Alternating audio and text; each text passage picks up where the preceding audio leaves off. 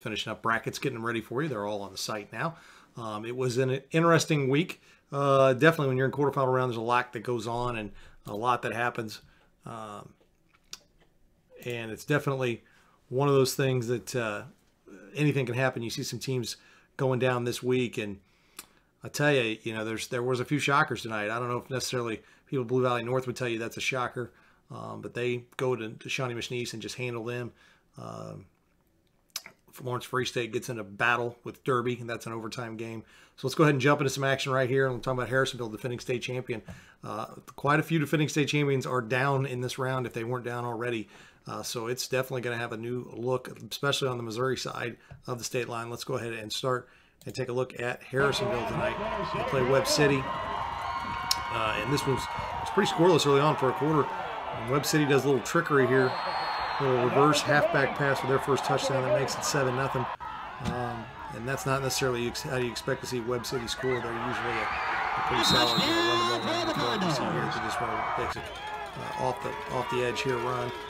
Gets their second score. It makes it 14-0. And really, that was kind of it. It did 5 turnovers tonight for Harrisonville. They really just put the ball on the ground all over the place. And you see right here, this is what happens here. They go and they run a veer too, and if the mesh points aren't great, you see that ball flopping around the ground. Webb City grabs it. They go on to a 24-0 win. Webb City's defense really impressive. They will get Platte County next week, who got a 42-14 win at Moberly, and that was 42-0 early in the third quarter. It was 35-0 at halftime, running clock in the second half. Great win by Platte County. Let's go ahead and take a look.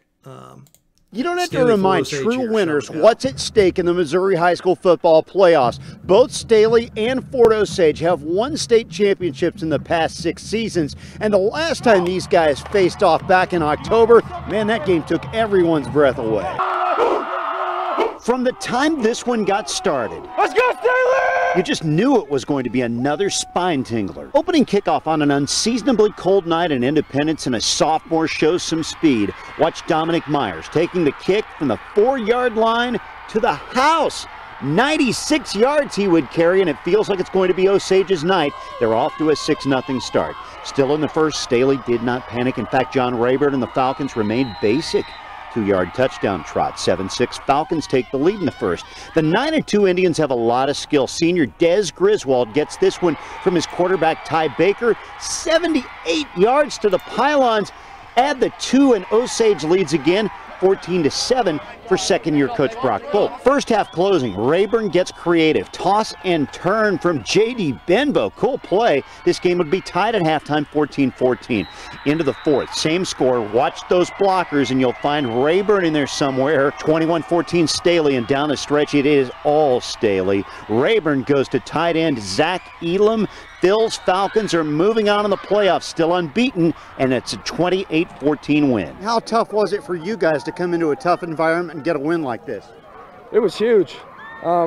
We knew it was going to be tough. We knew it was going to be a dogfight, but they're a tough team. Hats off to them, but we did what we were supposed to do. The Falcons are still perfect at 12-0 this season, and Rayburn told me what he's most excited about now is a semifinal game next week that will be on his home field.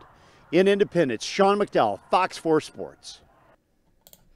Thanks to our great partner, Fox 4. Sean McDowell did a great job out there. We've got some other interviews from that game as well that we'll have later on the YouTube channel when we have those individual videos with our game stories. So we basically had that win right there. They will play Carthage at Staley. I'm pretty sure that's going to be next Friday night. They usually play on Friday nights. We'll see. We'll double check that with Misha. That sometimes changes over the few days when they negotiate their times. But let's go and look at the other scores on the Missouri side this week, and really not too many. And we got a few on our scoreboard from outside the metro, just to kind of give you an idea of who teams were playing. CBC beats Eureka. They'll play the winner of Blue Springs and Park Hill in the Class 6 state championship game next Saturday. Columbia Battle and Carthage. Carthage is a good win over them. That's who Staley has in the next round. Class 2, Lafayette County. They beat Holden. That game was 14-6 Holden at one point. Lafayette County really just rolled from that point. Really second half, got some turnovers and really took control of that game. Of course, Park Hill Blue Springs is tomorrow. Center Maryville is tomorrow. Platte County all over Moberly. We talked about that a little while ago. 42-14. Princeton, who had knocked off the defending champion Penny, 48-14. They go down to East Buchanan. East Buchanan, great story there. Kevin Bryan, their coach, battled cancer last year, missed most of the season, returned kind of early this year, got things going, and he and his team have really stepped up and played well down the stretch here, and they've got a good chance to go to the state championship game next week, depending on they'll play the winner of Monroe City and West Tran. Next up is Staley Fort Osage 24-14, and then the Webb City game. We saw the highlights of that. All right, let's take a look at some of the brackets here. Let's start in Class 6. And you'll see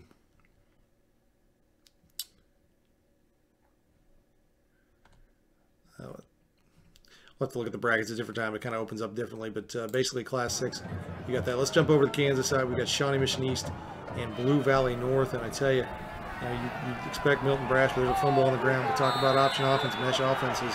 In the cold, sometimes it's hard to do that. But Graham Mertz, Blue Valley North quarterback here, moving, throwing, deep downfield, touchdown, Shawnee Mission East, or Blue Valley North here, and they were really off to the races in this game. Really did a good job of just jumping all over Shawnee Mission East and just never let them be a part of this contest. And they scored at will. Graham Mertz, the junior quarterback, and if we get ready for some money time coming up here soon, that's a name we're going to start to hear, along with John Rayburn. Two guys who really have led their team in Blue Valley North into the semifinals. What an outstanding run by them. We can go back here and take a look at scores on the Kansas side. Blue Valley North 45-10 over Shawnee Mission East. We talked about that overtime game. Lawrence Free State loses to Derby. Third year in a row they've lost to Derby. Last 2 years in the semifinals. Now it's in the quarterfinals. Derby will go on and play Wichita Northwest in the other semifinal, awaiting the winner of Blue Valley North and Blue Valley. Blue Valley all over Olathe North in this game. Early on, they kind of traded some scores, but then Blue Valley just pounded them from that point on.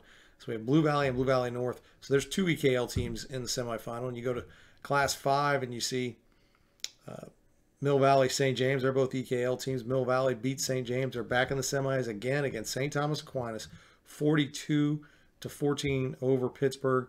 These two teams have played in the semis the last 3 years. Mill Valley has won both on their way to back-to-back state championships. They will play the winner of Goddard and let me look at my brackets here real quick. Goddard and Bishop Carroll, so some usual suspects in 5A. And then in 4A, Bishop Mier 69-23. I'd like to tell you it was that close. And they will play DeSoto, who was all over Fort Scott, 49-13. Well, that's a quick version tonight. We've got some more highlights to put together. We've got brackets on the site. Follow our Twitter. We'll have all that stuff out there for you as we get stuff ready. And then, of course, tomorrow we'll have full coverage of Center and Maryville, Blue Springs, and Park Hill. And we'll update all the brackets with all the other games, because there's a lot of games in Missouri that are playing tomorrow that will kind of let you know where teams are playing. But on the Missouri side, Vianney got beat in Class 5. They're the defending champion. Harrisonville got beat in Class 4. They're the defending champions. Modette's been gone for a long time in Class 3. They were the defending champion. Lamar is the defending champion in Class 2. They're still alive and looking really good. In Class 1, Penny got beat last week, and they're out. And Kirkwood got beat 2 weeks ago, and they're out. So there's only one defending state champion in Missouri with a chance to repeat this year. So there's going to be some new faces, though the Webb Cities and people like that of the world have won state championships along with the Blue Springs and CBCs and teams like that. So thanks a lot for stopping by this week. It's a short one. We may do a midweek preview show next week as we get ready for state championship games. So thanks a lot for what you guys stopping in, and we will check out with you next week.